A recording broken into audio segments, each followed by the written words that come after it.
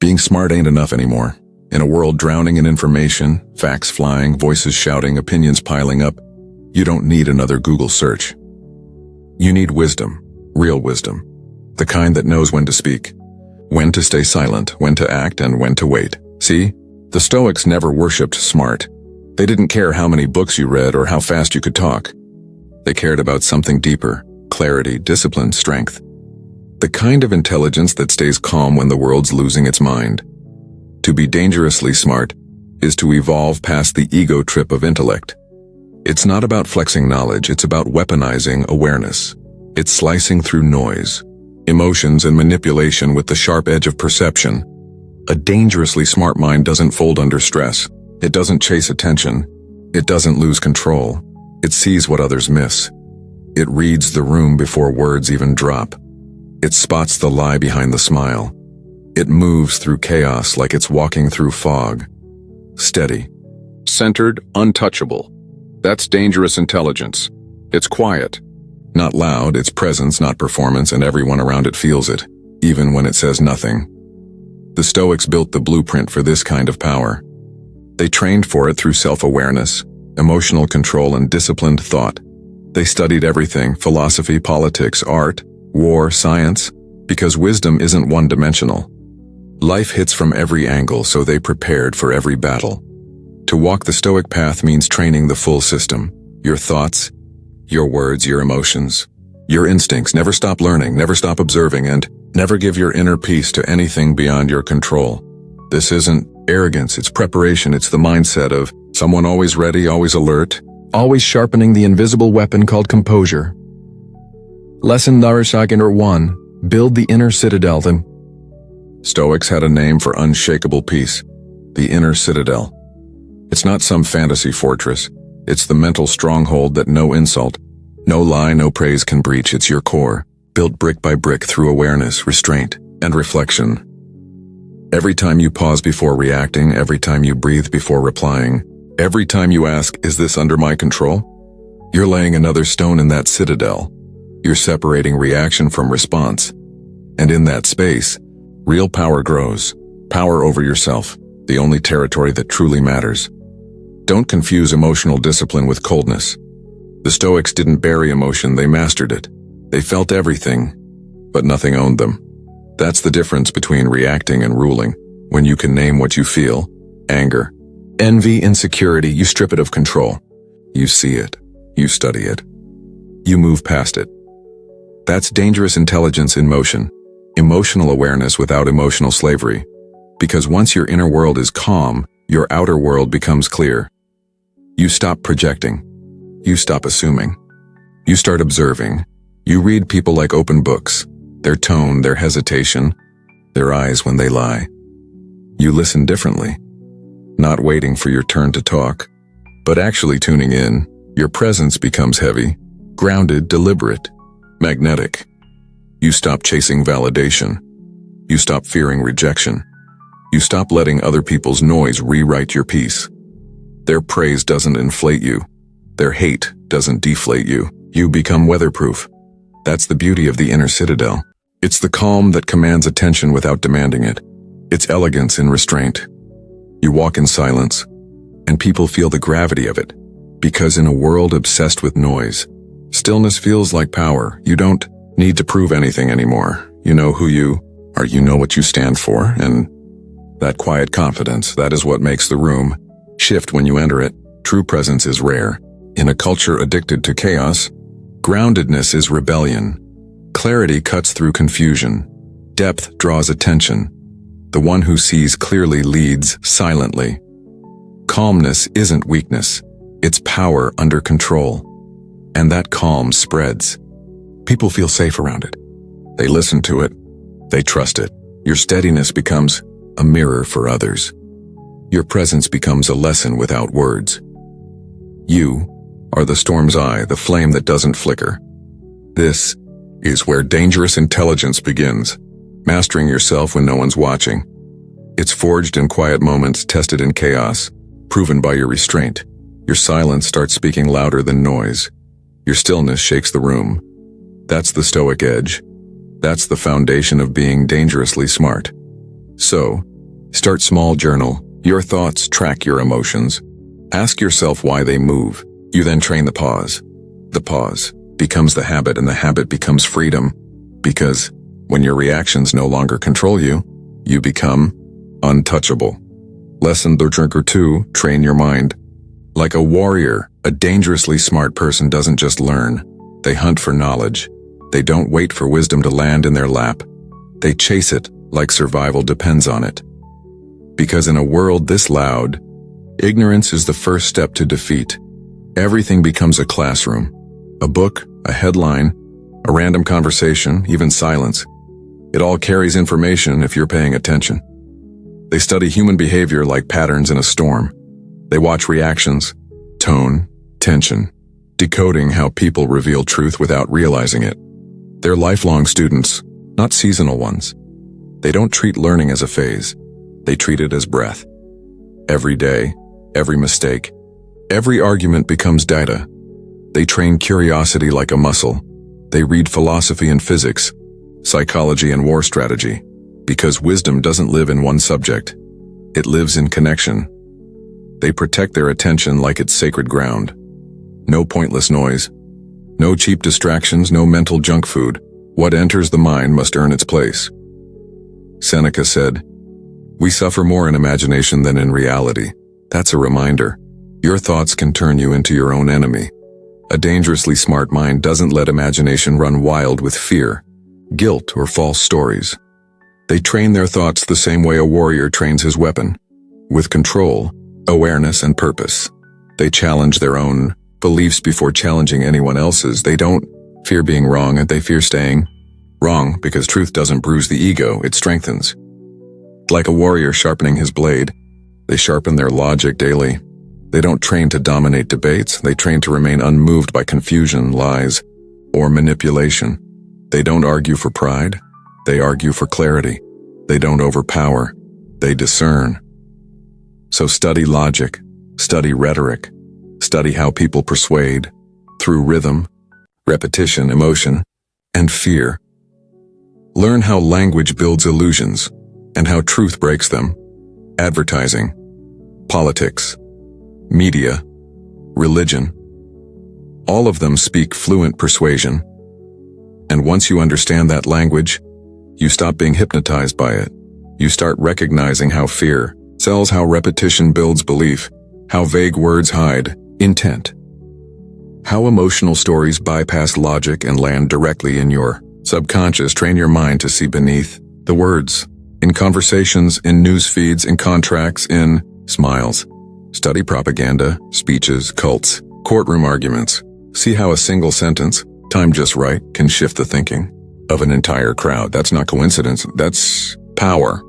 Because language is the operating system of the mind, so master it. Be the one who hears deception and disarms it with calm precision. Don't humiliate, reveal, don't attack. Illuminate, don't argue, clarify. When you speak, let your clarity cut deeper than anger ever could. Your calmness becomes a weapon. Your truth becomes the mirror that makes others face what they hide. You're not here to destroy. You're here to expose. You don't shout people down. Your insight silences them. Because the moment you see clearly, confusion loses its grip. And that's how power shifts. Not through domination, but through discernment. This is how you defend your peace. This is how you build intellectual boundaries few can cross. Every word you choose, every silence you hold becomes strategy, because a wise man's voice is a ripple that moves the entire room. Your intelligence becomes your shield, and when provoked, your sword. But that blade doesn't cut flesh, it cuts through illusion. Once you understand manipulation, you build immunity to it. Lies lose their effect. Deception loses its edge. You stop being baited, tricked, or pulled into battles that don't serve you. You read between the lines, you feel the tension behind smiles. You recognize insecurity, hiding behind arrogance. You start seeing the truth most people avoid. Your mind stops reacting and it starts observing, and that shift makes you untouchable. Your clarity creates silence. Your silence makes people question themselves, because truth doesn't need volume, it has gravity, and soon people realize You're not the loudest in the room, you're the one the loudest start watching. That's dangerous. Intelligence. That's mastery of thought. Study. One fallacy a week. Memorize it. Catch it in conversation. Track it in media. Watch how often logic dies in everyday speech, and how rare clear thinking really is. Keep that journal. Sharpen your mind daily, and over time, confusion won't find a way in. You'll become the person people can't deceive, and the one they turn to when truth actually matters. Lesson number 3. The art of listening and silent observation. Talkers make noise. Thinkers make impact. Epictetus said, "We have 2 ears and 1 mouth so that we can listen twice as much as we speak." That's not just advice, it's a strategy. Listening is not passive, it's the art of gathering truth before speaking it. The wise don't rush to fill silence. They study it. They listen not just for words, but for what hides behind them: fear, doubt, ego, desire. They read tone, pace, and posture, because people leak their truth long before they speak it. Most folks are too busy waiting to talk, but the dangerous mind watches and collects. When someone speaks, notice what they repeat, what they avoid.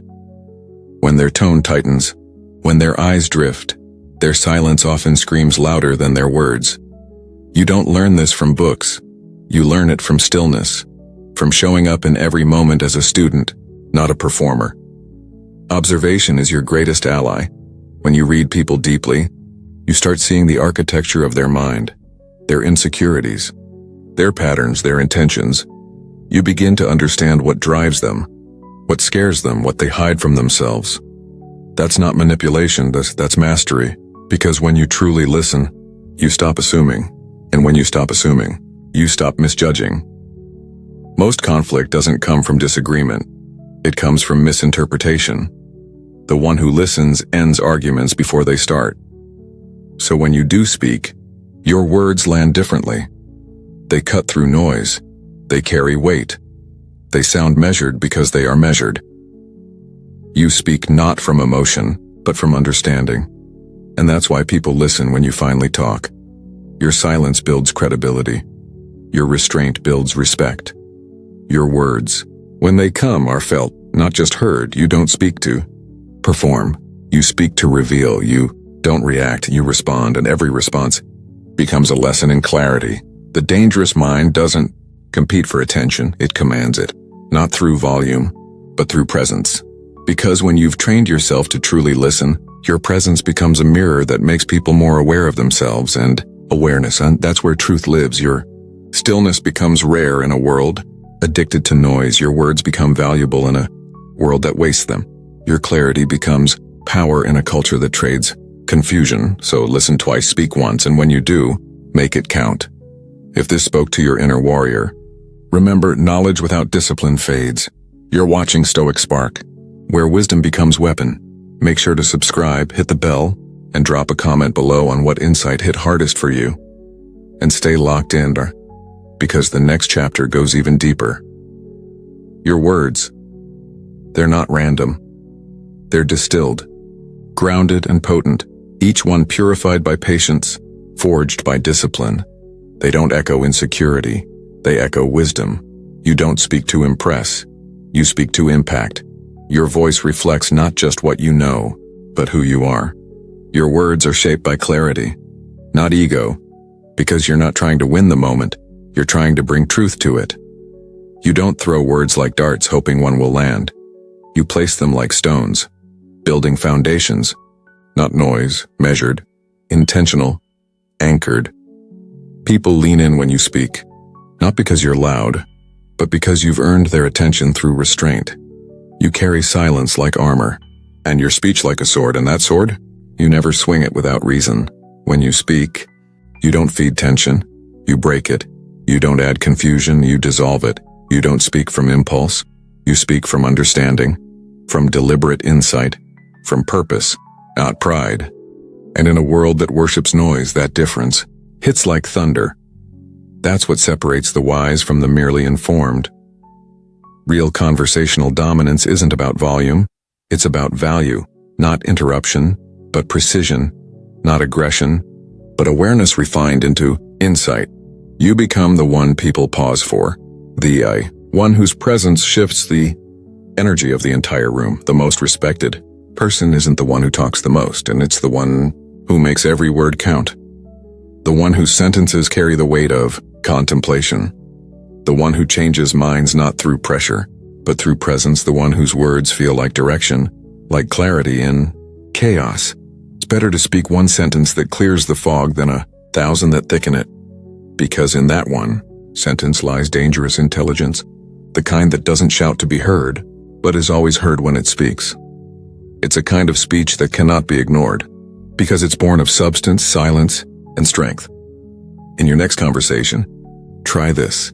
Speak less than the other person. Let your primary role become that of the observer. Don't prepare your reply while they're still talking. Just listen, fully.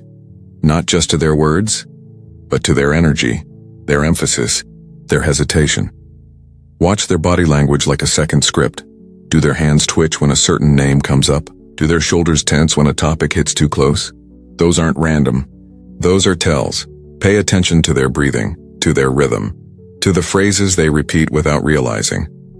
Ask yourself, what matters most to them right now? What are they protecting, avoiding, or secretly longing for? Train your eyes to read the story behind the sentences, to see the truth beneath tone. When you finally speak, let your words reflect more than comprehension.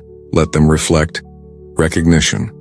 Respond not just to what was said, but to what was meant. That's how your words start to feel like they see deeper. That's how trust is built. In silence. That's how respect grows. Through speech that's earned, not demanded. In a world addicted to talking, master the art of hearing and the skill of speaking only when it brings clarity, not clutter. Lesson therefore read, learn, absorb everything. The ancient Stoics were obsessed with learning, but not just from philosophy. They studied law, politics, nature, history, and because they knew wisdom doesn't live in one box, they believed in pattern, that lessons echo across disciplines. A principle from physics could echo through ethics. A lesson from history could reshape leadership. The rhythm of nature could mirror the human mind. They saw what most don't. All knowledge is connected, and the wise find value everywhere. To be dangerously smart, you have to live in that mindset. Not learning because you're told to, but because you can't stand not to understand. You learn out of curiosity and not compulsion, because curiosity burns through apathy like fire through dry grass. Every conversation becomes a study. Every mistake becomes data. Every moment becomes material for mastery. Read widely. Read deeply. Feed your mind like it's your greatest investment.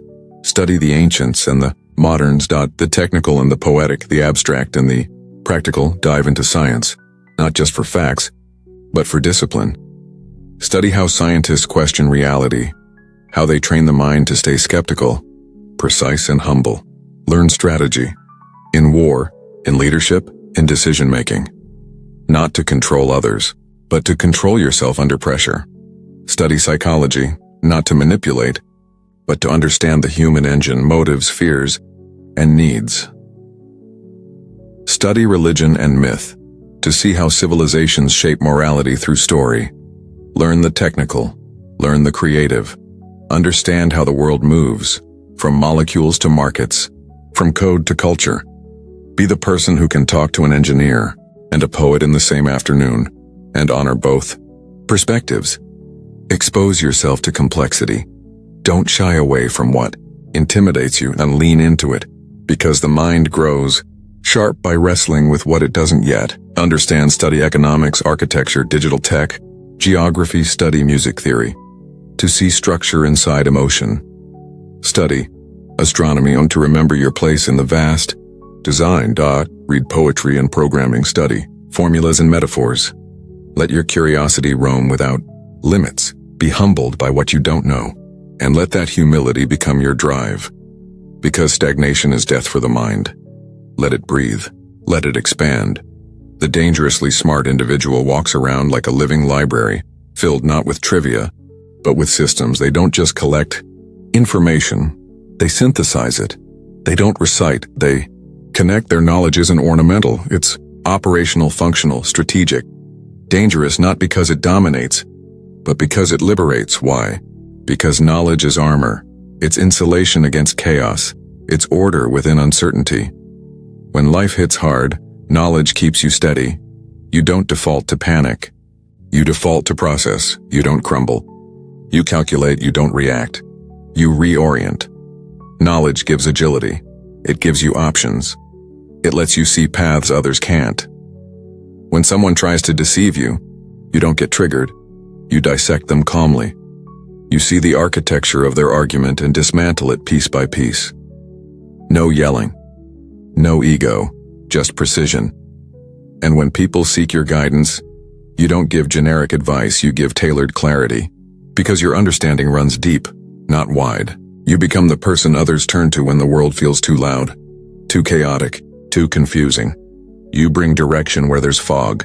You bring sense where there's noise. That's the Stoic approach. Learn endlessly, speak rarely, understand deeply. Marcus Aurelius ruled an empire but wrote nightly like a student. Epictetus was born a slave but taught emperors through insight, not status. Their humility kept their minds open. Their discipline kept their wisdom alive. They didn't learn to look wise. They learned to become wise.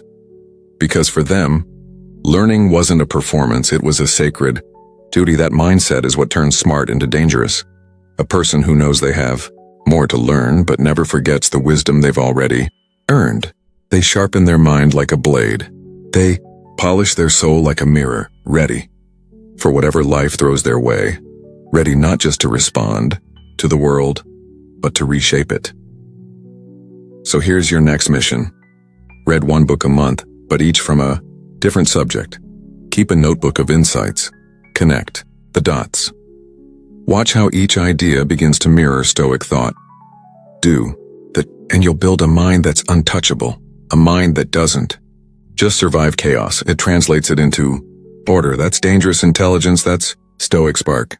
If this hit you, subscribe to Stoic Spark, hit that bell icon, drop a comment, and let me know which idea lit something inside you, because we're just getting started. Stay tuned. The next chapter goes deeper into mastering control, presence, and power. Lesson 5. The language of influence. Words are weapons. Words are tools. They build kingdoms or burn them down. They can start revolutions or end wars before they begin. They can liberate a man's mind or trap it in chains he can't see. To be dangerously smart is to master the language of influence, not just knowing what to say, but when, how, and why to say it, and sometimes knowing when to say nothing at all. Because words in the hands of the disciplined become strategy. They stop being noise. They become design. Marcus Aurelius once said, "Waste no more time arguing what a good man should be. Be one." Action will always speak louder, but when action and articulation align, the world listens. Words, backed by truth, carry weight that no performance can imitate. Speech without grounding is wind. Speech built on discipline is gravity. When you can move with purpose and speak with precision, you stop being a talker, you become a force. You give direction while others give opinion. You cut through fog, not add to it. Influence starts with awareness. Understand the emotional climate before you speak into it. Every room has a temperature. Learn to read it. Is the air tense? Defensive? Insecure? Open? Speak into that moment with intention, not impulse. Timing is everything. Sometimes silence carries more weight than speech. Sometimes one sentence placed perfectly shifts the entire room, and sometimes the strongest move is to walk away with grace, not ego. Timing isn't rhythm. It's wisdom in motion. It's what separates resonance from rejection. Influence isn't about pressure, it's about clarity. It's about cutting through confusion like a blade through fog, making what's tangled simple. Saying what others are afraid to say, but saying it calmly. Clarify without condescension. Calm without passivity. Be sharp, not sharp-tongued. Precision is power. Aggression is noise. The one who speaks with calm. Conviction anchors chaos. They become the center of gravity in emotional storms. Their tone doesn't rise, it settles. Their words don't inflame, they illuminate. They don't just talk, they shape. They sculpt the atmosphere before their voice even enters. Influence isn't manipulation. It's elevation. It's not about control. It's about clarity. It's the art of revealing truth without humiliation, of disarming pride without crushing it, of guiding minds toward reason without dragging them there. True influence comes from respect, not force. Because when your words reflect inner discipline, people listen, not out of fear, but out of trust. Your influence doesn't come from charisma. It comes from consistency. Your voice doesn't echo because it's loud. It echoes because it's earned. And that's the secret most never learn. Trust is influence, trust built on truth, discipline, and restraint. So when you speak, speak to cut, not to wound. Speak to land, not to lecture. Speak to clarify. Not to dominate. That is the language of the dangerously smart. They don't command with volume. They lead with weight. Their words travel further because they rise from quiet strength. Now, analyze your tone. Is it confident but humble? Calm but commanding? Rooted or reactive? Then study your rhythm. Are you rushing to fill silence and are letting silence amplify your words? Pacing shapes perception. Let your pauses breathe. Let meaning sink. Next, check your clarity. Do your words land like arrows or scatter like dust? Are you speaking with precision or drowning in abstraction? Practice sculpting your speech like stone. Every sentence has a purpose. Every pause gives it power. Speak less, but speak with more force, not in decibels, but in substance, and choose every word like it cost you something. Let your speech feel earned. The best communicators don't speak to be heard. They speak to be felt, and they don't say more. They say exactly enough. That's the mark of the dangerously smart. That's Stoic spark, power under control. Lesson number 6, build the network of the mind. Dangerous intelligence doesn't live in isolation. Even the Stoics knew that one mind, no matter how sharp, sharpens faster in friction. Marcus Aurelius saw the universe as one living body, each of us a vital organ in something far greater, meaning your growth depends on connection. But not all connections elevate you. Some distract, some drain. The dangerously smart don't just build networks of people. They build networks of minds, interconnected, challenging, expanding. They surround themselves with thinkers who sharpen, not flatter, who refine, not pacify. They seek out contradiction, not comfort, because friction refines steel. Every great mind is a forge, and great forges burn hot. The wise collect minds, not followers, not to display them, but to grow through them, because one question from the right person can redirect your entire life. Your mental network extends far beyond conversation. It lives in the books you study, in the mentors you revisit, even those long dead. It's in the cathedral of wisdom you build from voices, failures, victories, and insight. Each person you learn from adds another branch to your mental map. Each idea expands your range. To be dangerously smart is not to hoard brilliance. It's to stay humble enough to borrow. It's smart people answer questions dangerously. Smart people ask the right ones and know who to ask. So build a personal council. Pick 5 minds, living or dead, that challenge and sharpen you. Study their work like they're in the room. Compare their philosophies. Let them debate in your journal. Then, take those lessons and apply them daily. Wisdom is useless if it never reaches your behavior. Your thinking matures not in silence, but in dialogue with greatness. Lesson 7. Control the frame. Command the room. He who controls the frame controls the conversation, and the Stoics understood that better than anyone. They didn't let others define the terms of battle. When insulted, they reframed the insult. When challenged, they redirected the energy.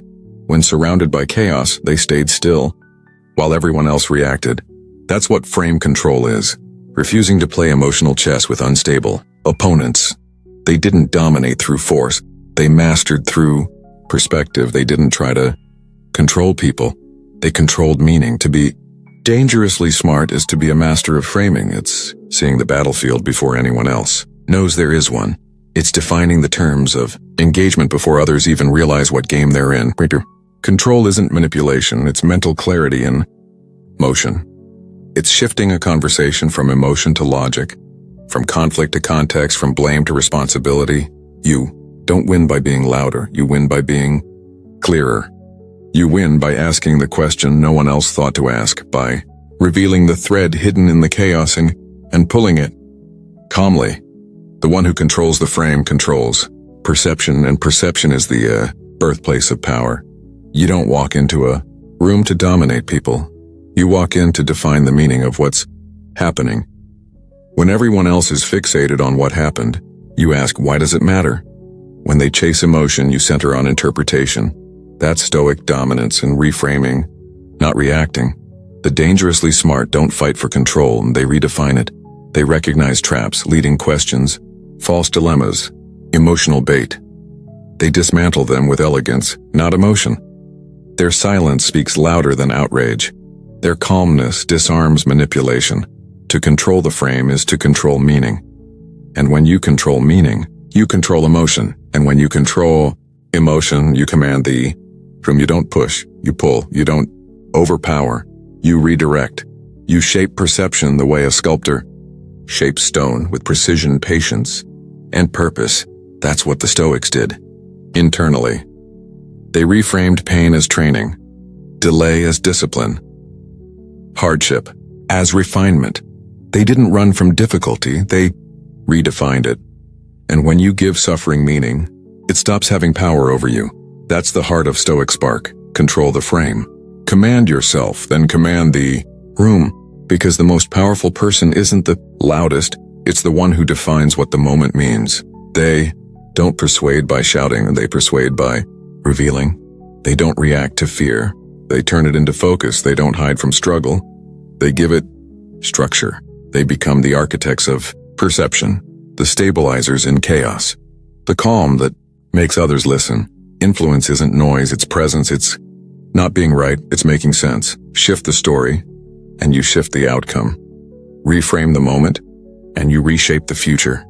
When others get loud, you get quiet. When they rush, you slow down. When they get emotional, you get exact, because people don't follow the one who talks first. They follow the one who makes the most sense, and sense builds trust, the foundation of true leadership. You've been listening to Stoic Spark. If this chapter spoke to you, if it helped you see the power of words, wisdom, and restraint, then subscribe to Stoic Spark.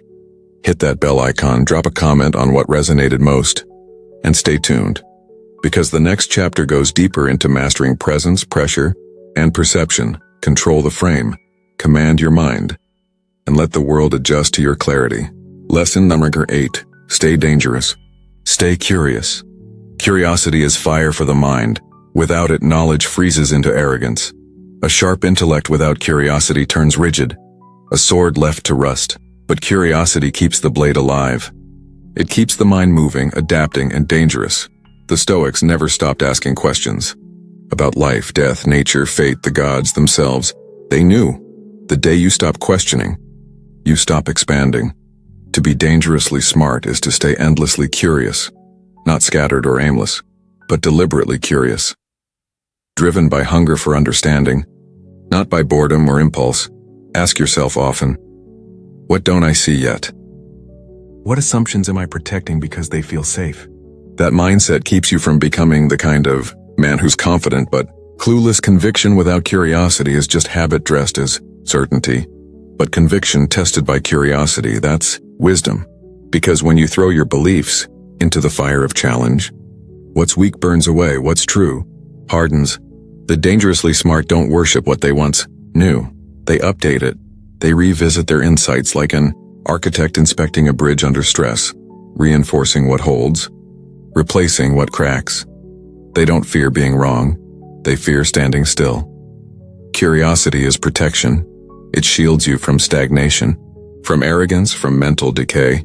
It warns you when you've stopped growing, when your certainty has calcified, because the moment you think you've arrived, you've already started falling behind. The world keeps moving, and the curious mind always stays ahead because it adapts. That's why the Stoics prized curiosity. It was their engine of evolution. They didn't just want to know, they wanted to understand. Curiosity renews wisdom. It keeps it breathing. A curious mind is a flexible mind. A flexible mind is a powerful one, able to bend without breaking, adjust without losing direction, evolve without losing self. At the end of each week, write down 3 things you've learned, and 3 things you're still unsure about. Then go find the answers. Let curiosity be your compass. Let wonder be your discipline. Fortify the body. Sharpen the edge. The Stoics never separated body from mind. They trained. Both, Epictetus, though crippled, spoke of the body as a discipline, not a decoration. Marcus Aurelius commanded armies and still strengthened himself daily. Body, mind, and spirit aligned. They understood a truth most forget. A sharp sword still needs a strong sheath. To be dangerously smart, your body must be as trained as your thoughts. Because when the body obeys, the mind is free. A strong body feeds a calm mind. It endures pressure, absorbs discomfort, and keeps focus when others fold. Physical training isn't vanity, it's preparation. Each rep, each run, each push-up is a lesson in willpower, a reminder that comfort is optional, and endurance is learned. The dangerously smart don't chase aesthetics, they chase readiness. When your body is under your command, manipulation loses its grip. When fatigue no longer owns you, fear loses its edge. Strength is self-trust in motion. It's proof that you can handle what life throws at you. Not because it's easy, but because you're prepared. A strong body tells your mind, I can take the hit and keep standing. And that kind of strength. Quiet, calm, consistent, and that's real danger. Not because it intimidates others, but because it can't be broken. Set your physical routine like it's law. Non-negotiable. Doesn't have to be extreme, but it has to be daily. Something that demands effort, that builds endurance, that keeps you honest with yourself. Train every day, not just for muscle, but for mind. Let every drop of sweat remind you of your resilience. Let pain become your teacher, not your enemy. Pain isn't punishment, it's feedback. It's the sharpening stone that keeps your will strong. When your body is disciplined, your mind becomes unshakable, and in a storm, the calmest man always leads. Master yourself. No one can touch you. This is the final level of dangerous intelligence, self-mastery. When you control your thoughts, your habits, your words, your emotions, there's nothing left the world can use against you. You walk differently when you master yourself. Not loud, not showy, but unmovable. You don't chase validation. You don't flinch at disrespect. You've become what the Stoics called the fortress within the storm. Everyone talks about power. Few understand it. Real power isn't in domination. It's in direction. It's the ability to choose your response. No matter what happens, that's the essence of Stoicism. To stand, ungoverned by chaos, unshaken by insult, unbroken by pressure. To speak when it counts, act when it matters, and stay silent when noise serves no purpose. Self-mastery doesn't make you cold. It makes you clear. You move with intent, not impulse. You live with rhythm, not reaction. You lead not with emotion, but with equilibrium. So, review your life. Where do you leak power? Where do you lose control? Your time, your energy, your focus. Find those cracks and seal them one by one. That's the work. That's the path. Power doesn't come from force. It comes from consistency, from 1,000 small choices made with awareness, not from building discipline, so solid that chaos can't find a way in. That's when you become untouchable, not because life stops testing you, but because nothing outside you can break what's already been forged within. If this message lit something inside you, remember, this is Stoic Spark, where ancient philosophy meets modern grit. Hit subscribe, tap that bell icon, and join the growing tribe of men who live with clarity, power, and peace. Like, comment, and share what resonated most with you. And stay tuned, because the next video will sharpen your mind even further. Until then, stay calm, stay sharp, stay dangerous.